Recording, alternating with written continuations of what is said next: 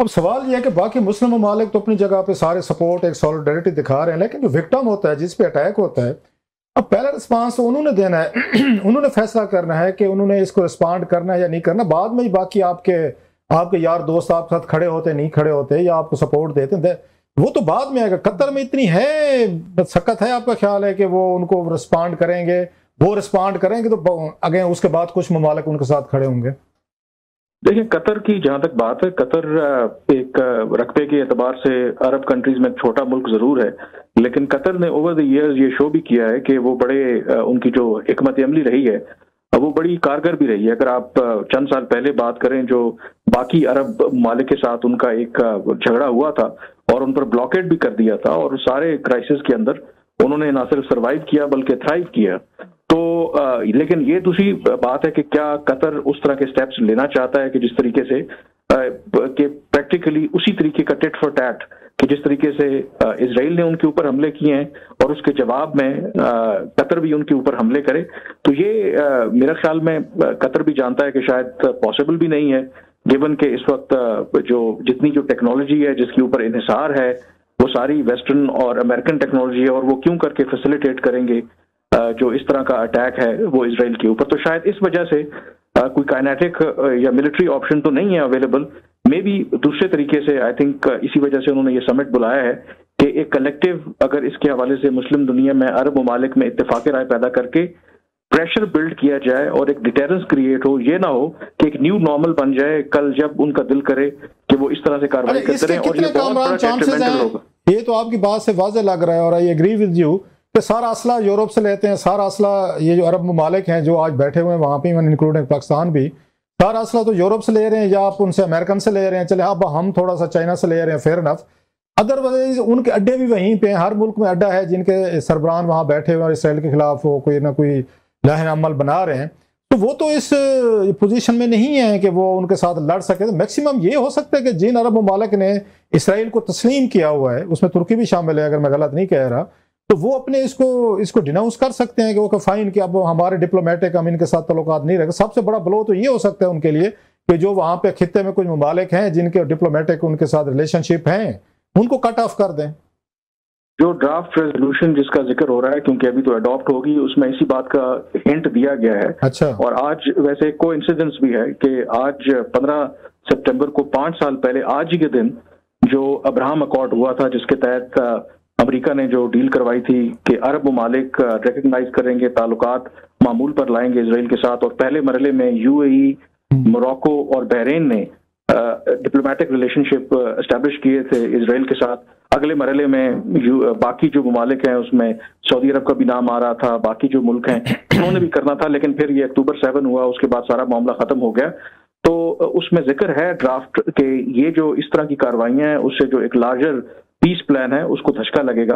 और मलेशिया के prime minister ने, जो मैं तकरीर उनकी सुन रहा था, तो उन्होंने यही कहा कि कम से कम ये जो भी रिलेशनशिप वो पॉलिटिकल, डिप्लोमेटिक या ट्रेड रिलेशनशिप है मुस्लिम दुनिया की, कोई भी अगर मुस्लिम कंट्री है विद इजराइल, वो इमीडिएटली सीज होने चाहिए। आई थिंक ये काम तो वो कर सकते हैं पहले मरहले में। आई थिंक 3 मुल्कों के अगर कामरान के वहां पे जैसे कहा कि कतर में सबसे बड़ा बेसेस है इनके अमेरिकन के हैं, और मिडल ईस्ट में अमेरिकन ने इसलिए अपने बेसेस बनाए थे कि हम आपको प्रोटेक्ट करेंगे, हर मुल्क के साथ उनके मुआहदे हैं कि आप पे अटैक होगा तो हम प्रोटेक्ट करेंगे। तो इस वक्त तो कतर के लोग या कतर की हुकूमत जो है या उनके वहां पे जो शाही खानदान है, वो तो राइटली ये एक्सपेक्ट करता होगा कि हम पे अटैक अगर इसराइल ने किया, इनके बेसेस हैं, तो रिटेलिएशन तो अमेरिकन की तरफ से होनी चाहिए, बिकॉज उनके मुआहदे हैं, उनके साथ उन्होंने पेमेंट की है, पैसे देते हैं अपनी सिक्योरिटी के लिए, अपने दिफा के लिए, जहाज़ों के लिए। अब इतनी बड़ी डील लेकर वो गए हैं, तो अमेरिकन की अपनी क्रेडिबिलिटी भी तो बहुत ज्यादा हिट हुई है ना, कि आपने मुआहदे किए कि हम आपको सेफ करेंगे, आप उल्टा सेफ करने के बजाय जो अग्रेसर है उसके साथ जाके खड़े हो गए हैं कि हम इनके साथ खड़े होंगे। तो मिडिल ईस्ट में अमेरिकन बेसिस का क्या फ्यूचर है सर?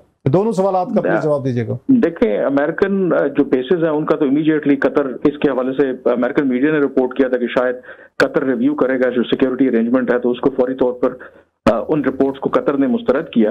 लेकिन ये इमीडिएटली मुमकिन भी नहीं है। आई थिंक लॉन्ग टर्म ये वो सोच सकते हैं, बट अरब कंट्रीज के लिए भी बड़ी मुश्किल है, क्योंकि अरब कंट्रीज में ज़ाहिर है कि तेल और जो गैस के ज़खायर थे और वहां पर बादशाहतें हैं, तो उसमें जो सबसे बड़ा उनको एडवांटेज हुआ कि जो आपने बात की है कि सिक्योरिटी अम्ब्रेला हमेशा अमेरिका ने प्रोवाइड किया, और पहले थ्रेट ईरान से होती थी जब रेवोल्यूशन आया, लेकिन अब डायनामिक्स वहां पर बदल गए हैं। और वो जो सिक्योरिटी अम्ब्रेला था वो बहुत वाइटल था वहां पर, जो अरब ममालिक में जो इस वक्त हुकूमतें हैं उनकी अपनी बका के लिए, और फिर इन सिक्योरिटी अम्ब्रेला की वजह से वहां पर कोई लॉ एंड ऑर्डर का प्रॉब्लम नहीं रहा, कोई सिक्योरिटी का इश्यू नहीं है। इसी वजह से आपको ये ममालिक तरक्की करते नजर आते हैं। लेकिन ये जो कार्रवाई हुई है उसके बाद इस बात की जमानत नहीं है, इसकी पॉलिटिकल, इकोनॉमिक और सिक्योरिटी फार रीचिंग इम्प्लीकेशंस हैं कि मे बी अगर इस तरीके से आज इजराइल ने दोहा में किया है, कल दुबई, कल किसी और जगह पे वो करेगा, तो वो तो जो पूरा एक डॉक्ट्रिन है, पूरी जो सिक्योरिटी डायनामिक वो बदल जाएगी।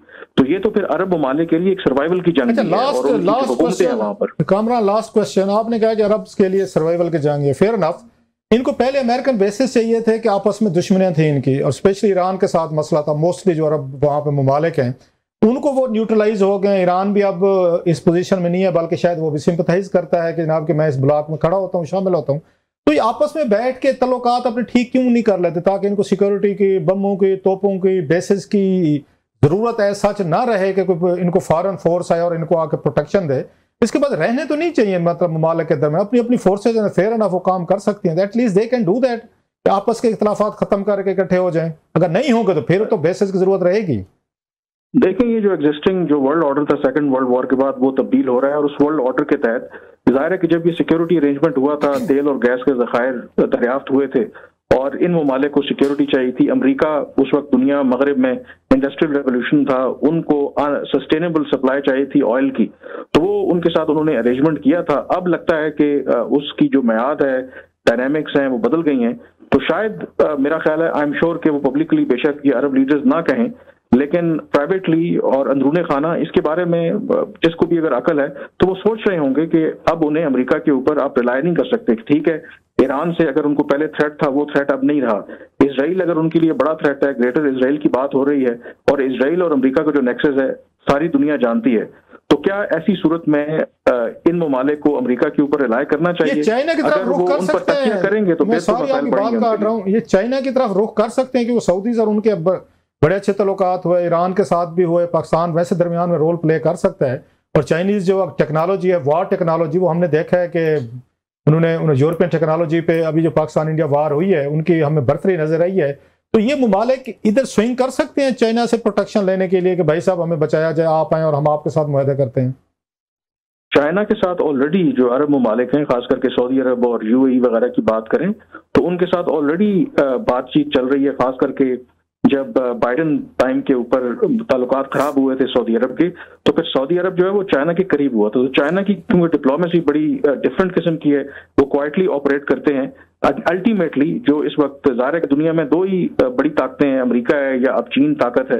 तो जो क्लियर एक ऑप्शन है कि एक तो अपने रीजनल ब्लॉक्स बना के, और फिर एक अम्ब्रेला उनको चाहिए, एक बड़ी ऐसी ताकत जो डिटर करे इजराइल को भी और अमेरिका को।